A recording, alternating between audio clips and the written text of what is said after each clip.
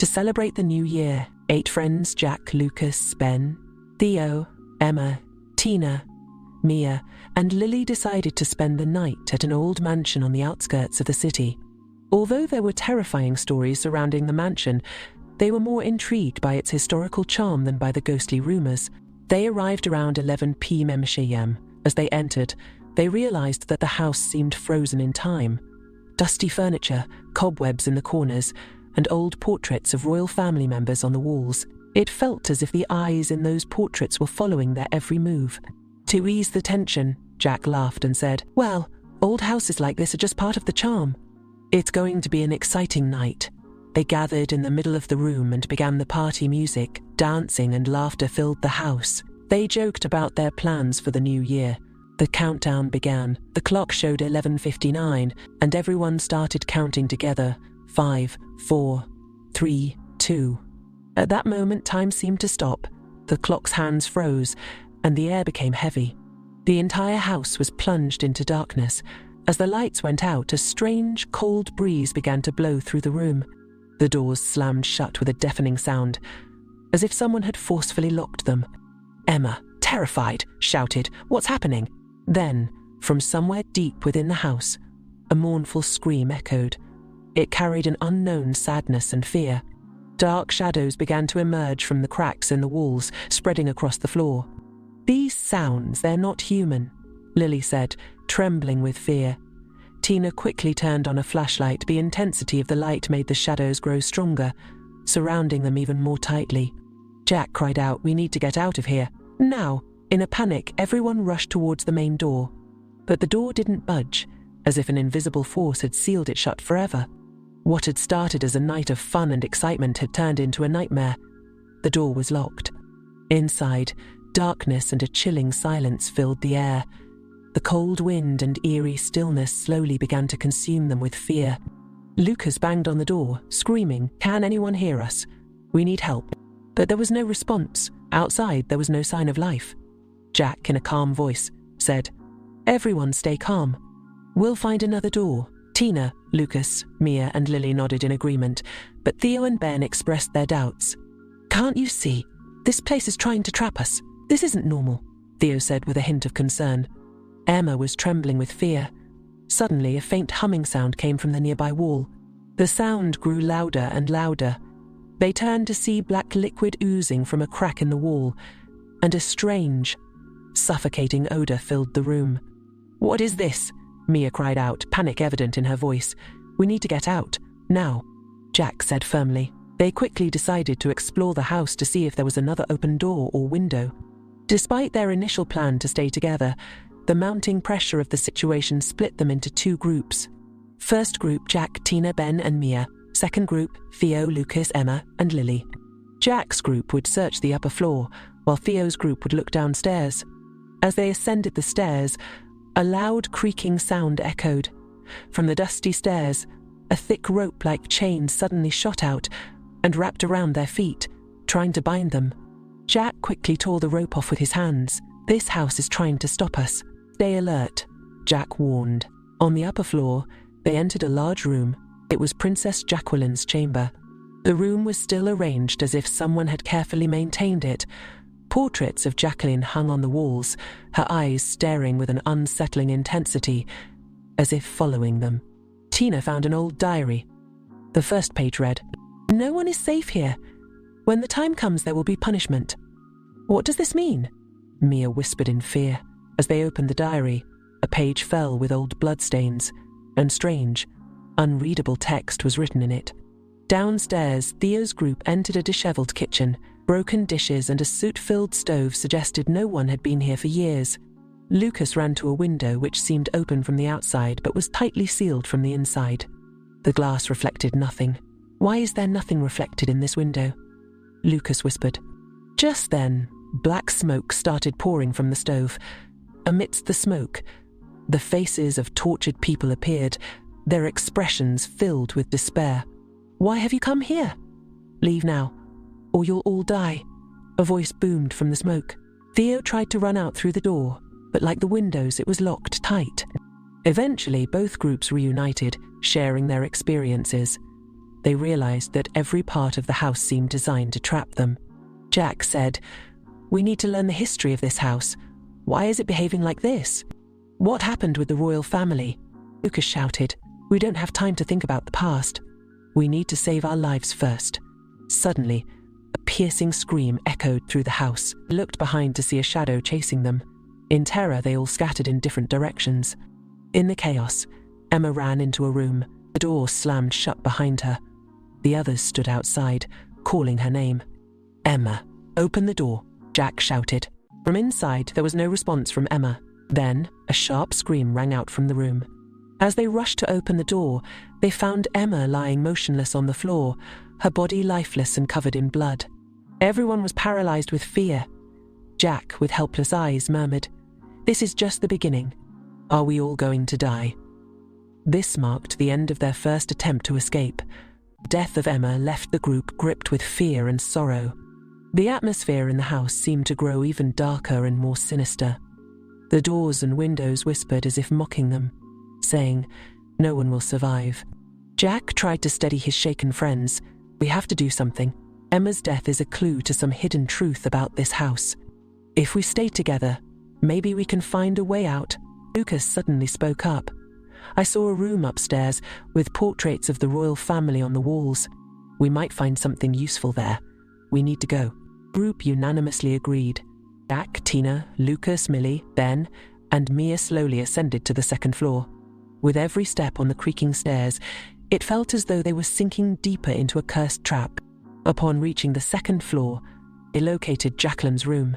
As they stood before the door, it felt as if something or someone was watching them with an unsettling gaze. Jack hesitated, then slowly opened the door. Inside, the room was eerily still.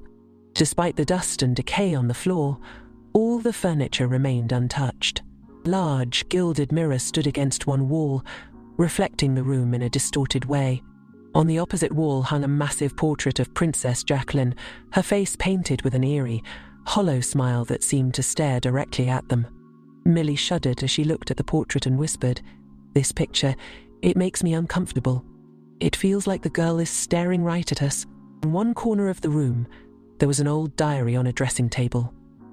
Lucas picked it up and began reading. The first few pages detailed the royal family's joys and sorrows, but as he flipped through, the writing became blurry and unreadable. Jack paused as his eyes fell on a sentence. "I can't bear this anymore. Why didn't my parents protect me from this curse?" As they read, the mirror in the room began to tremble. Everyone turned to look.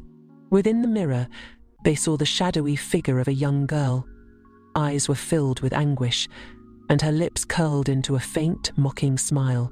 Tina, stepping back in fear, whispered, "Who is that? Is it Jacqueline?" The shadow seemed to speak, its voice echoing through the room. "My suffering never ended, I died. But why are you here? You can't leave." The shadow faded, and the mirror shattered, sending glass shards across the floor. Lucas turned to the last page of the diary. It read, "I must stay alone. I know it's the only way to protect my family. But because of my father's mistakes, my suffering never ended. I am now cursed. This house and I are one. No one can leave." Mia, her voice trembling with fear, whispered, "What does this mean? Was she really cursed? And what happened to her family?" Jack's expression darkened as he said, "It's clear that Jacqueline was somehow sacrificed. She's been trapped here. We need to search the entire house. There may be more evidence."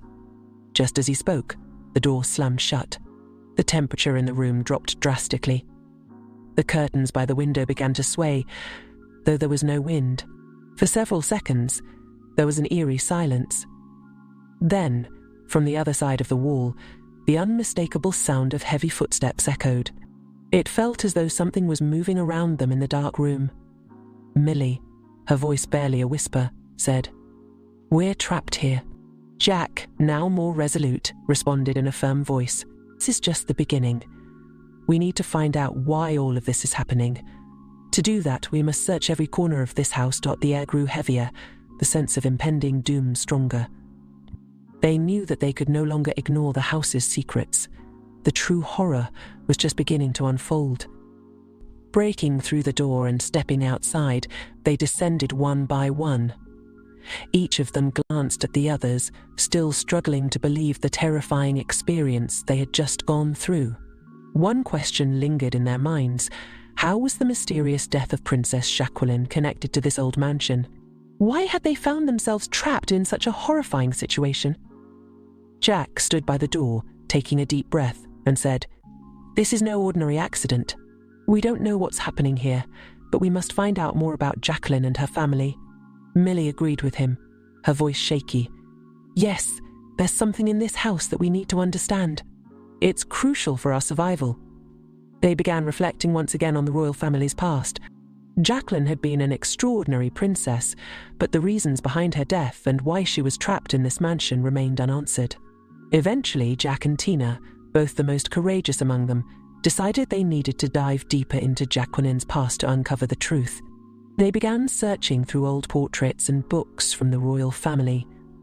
Among these items, they found an ancient diary filled with strange accounts. As they read through its pages, they discovered a dark truth. Jacqueline's family was involved in a series of mysterious and sinister events. Members of the family, who had once lived in the mansion, had committed cruel and inhumane acts. Some even tried to trap the spirits of the dead so they could remain in the world of the living for a little longer. Meanwhile, Theo found a hidden door after removing a loose floorboard. As the door creaked open, they entered a long corridor, one that had once been used by the royal family to travel through the mansion. At the end of the corridor, they entered a small chamber. Inside, they were stunned to find an old memorial with the inscription, "The punishment for our family's sins." Theo suddenly turned around and said, "If we don't uncover more about this place, a greater danger awaits us." The group collectively decided that after learning about Jacqueline's family, their next step would be to unravel the mystery behind the family's dark past. The sinister history and strange activities of her family might just be the key to understanding the current danger they were facing. Their search continued, and they began to uncover more shadowy secrets related to the mansion. Each corner and wall seemed to harbor some hidden truth, revealing itself slowly, as if trying to warn them. It became increasingly clear that they were heading towards a series of terrifying confrontations with forces they had yet to fully comprehend. To uncover the dark secrets of the royal family, they had made a unified decision. They would investigate the events following Jacqueline's death and the horrors that were hidden within. However, within a short time, the situation grew even more terrifying. Their greatest fear was that an invisible force lurked in the house, threatening their lives, and they were helpless to escape it. Within a short time, the situation grew even more terrifying. Their greatest fear was that an invisible force lurked in the house, threatening their lives, and they were helpless to escape it. Binash carried the heavy weight of uncertainty on his shoulders.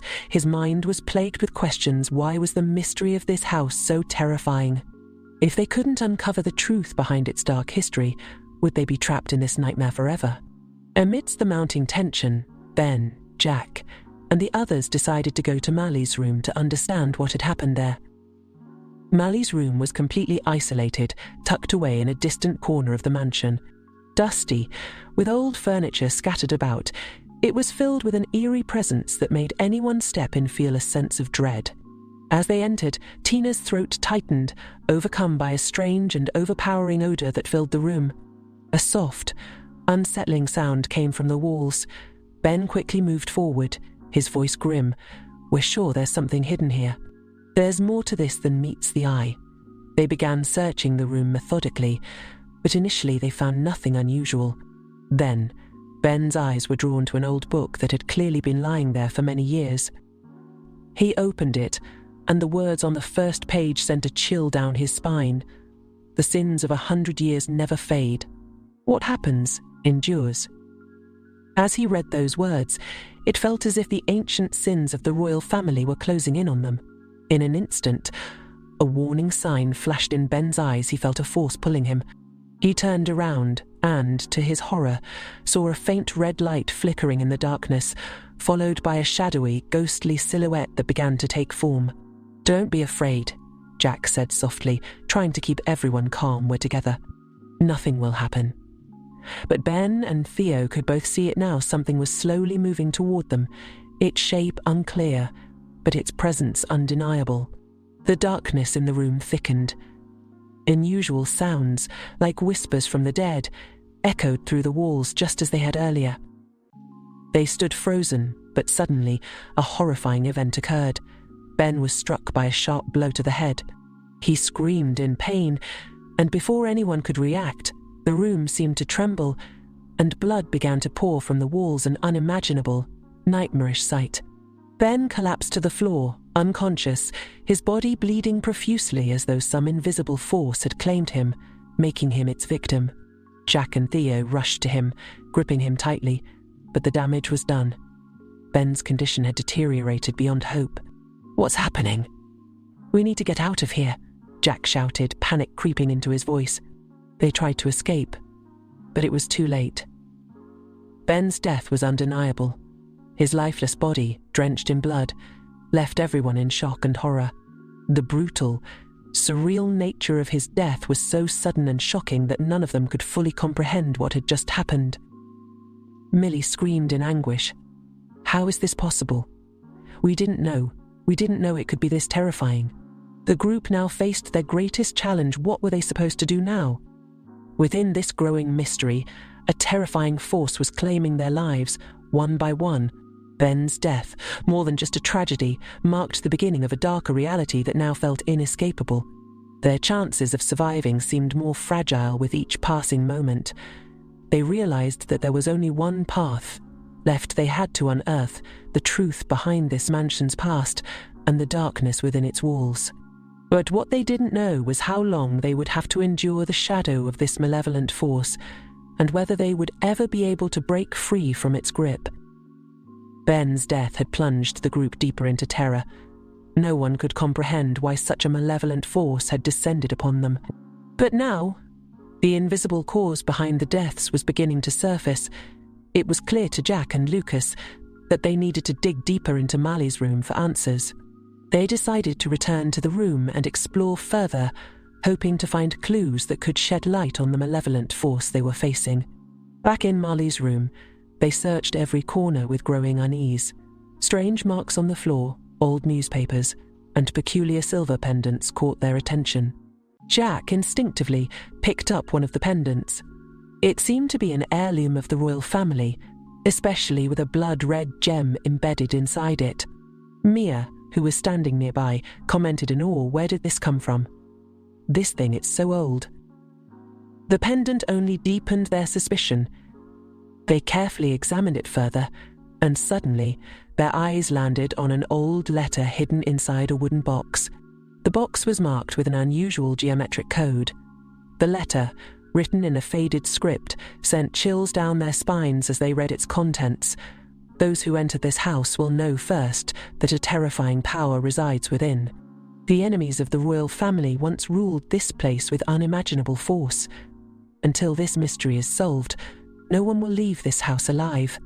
After reading the letter, a sense of dread took over them. It was now clear that a dark, supernatural power tied to the royal family was still haunting this house. Could this same force be picking them off one by one?